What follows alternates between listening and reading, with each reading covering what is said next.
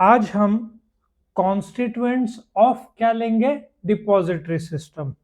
मैं हर एक कंसेप्ट का एग्जांपल लूंगा तो आपका ये जो कॉन्स्टिट्यूएंट्स पूरे तरीके से क्लियर हो जाएगा। जब हम डिपॉजिटरी सिस्टम की बात करते हैं तो हम किसकी बात करते हैं? जो शेयर्स जो फिजिकल फॉर्म में था उसको इलेक्ट्रॉनिक फॉर्म में कन्वर्ट करने का। ये जो इलेक्ट्रॉनिक फॉर्म में कन्वर्ट करते हैं उसको क्या बोलते हैं? डीमैट। तो गवर्नमेंट ने जब भी आप इलेक्ट्रॉनिक फॉर्म में कन्वर्ट करोगे तो एक सिस्टम लगेगा। तो गवर्नमेंट ने एक सिस्टम बनाया कि फ्रॉड ना हो, इसलिए एक हेड रखा। लेकिन वक्त के साथ साथ जो राजा है वो एक में दो हो गए। सो एनएसडीएल और सीडीएसएल, जैसे कि आपका सारे बैंक्स का राजा कौन है? आरबीआई।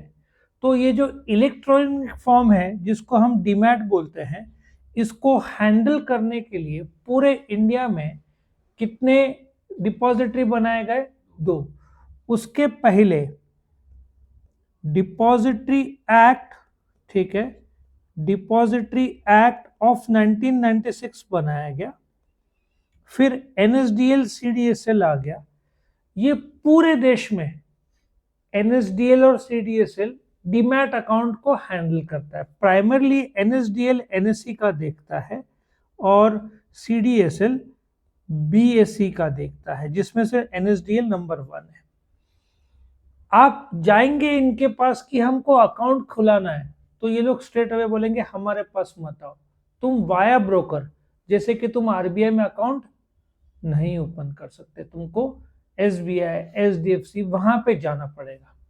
तो आप डीपी, शॉर्ट में हम डीपी बोलते हैं, डीपी एक ब्रोकर है जिसके पास जाएंगे। सो आज के तारीख में इंडिया में जीरोधा काफी फेमस है। वैसे एक जमाने में मोतीलाल ओसवाल, इंडिया बुल्स, शेर खान, कोटक ये टॉप के ब्रोकर्स हुआ करते थे, लेकिन अभी सस्ते ब्रोकर्स का जमाना आ गया है, जीरोधा। सो जीरोधा एक लिंक है जो बेनिफिशियल ओनर, मतलब जो हम लोग हैं, इन्वेस्टर जो है जिसके नाम पर डिमैटेड शेयर्स है। सो इन्वेस्टर और डिपॉजिटरी के बीच में कनेक्टिंग लिंक है, उसको टेक्निकल भाषा में क्या बोलते हैं? डिपॉजिटरी पार्टिसिपेंट, या simply we call it as the DP.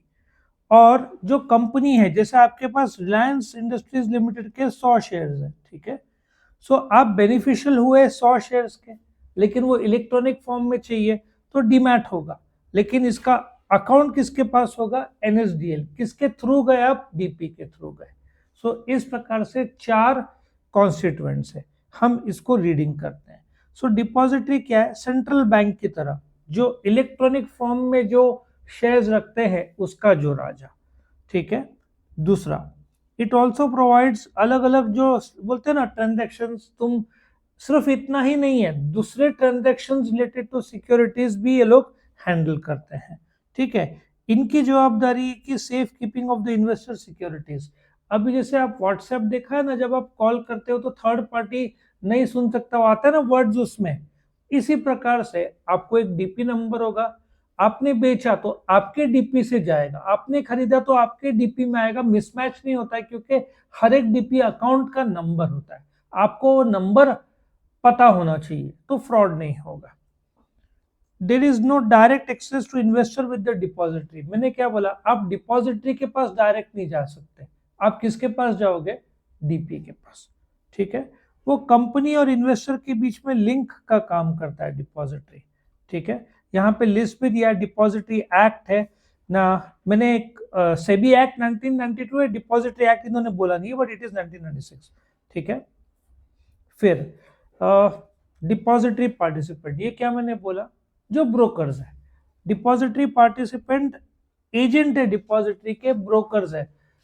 अभी जो महंगे ब्रोकर्स है जो आपसे परसेंटेज में कमीशन लेंगे, जैसे शेर खान, मोतीलाल ओसवाल, हमारे टाइम में कमीशन वॉज 0.25% हुआ करता था, इंट्राडे के लिए 0.10% हुआ करता था। अगेन ये सब जैसे शेर खान, मोतीलाल ओसवाल, रेट सबके अलग अलग थे और स्टार्टिंग में तो it was as high as 0.75%, फिर वो रेट गिरते गया।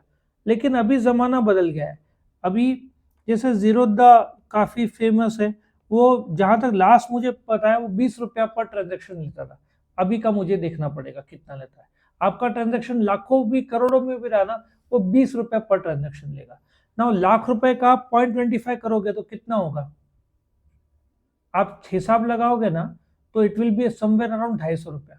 सोचो आपने यदि शेर खान के थ्रू किया तो 250 रुपया, जीरोधा के थ्रू किया तो 20 रुपया, फर्क देखो कितना सस्ता।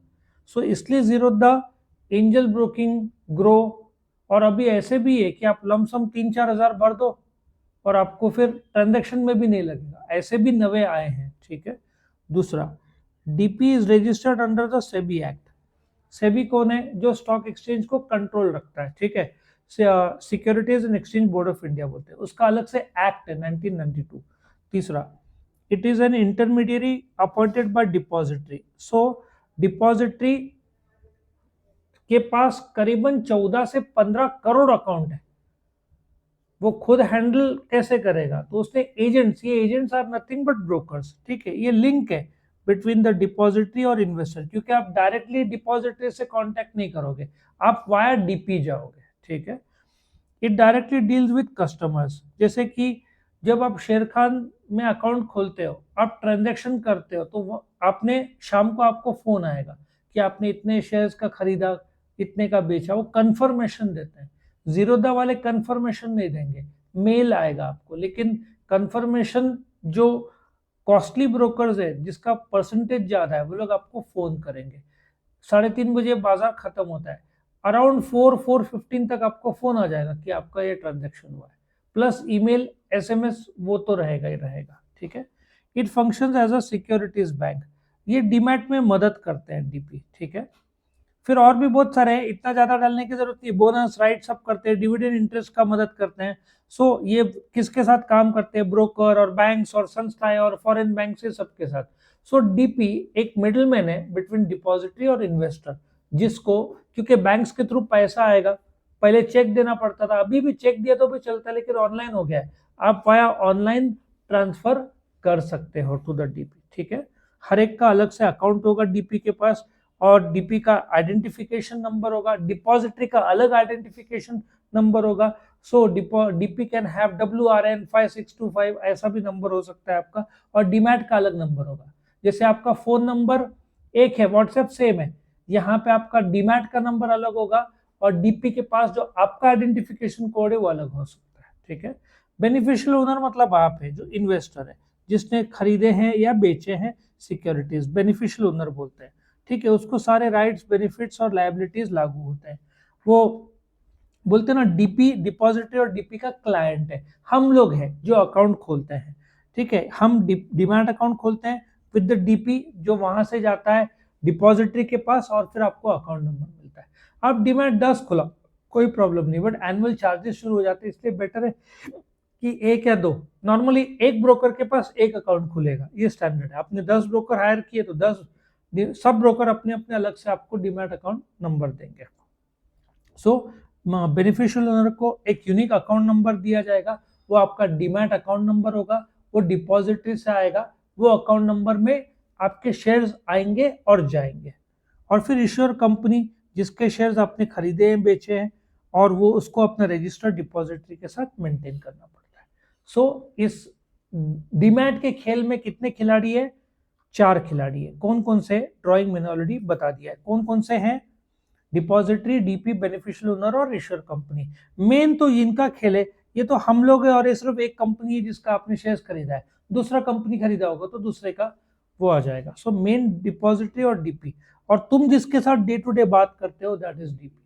डिपॉजिटरी का बस मेल जाएगा NSDL CDSL का, बस ज्यादा उसका रोल नहीं है। सो यहाँ पे कॉन्स्टिट्यूएंट्स और डिपॉजिटरी सिस्टम खत्म होता है।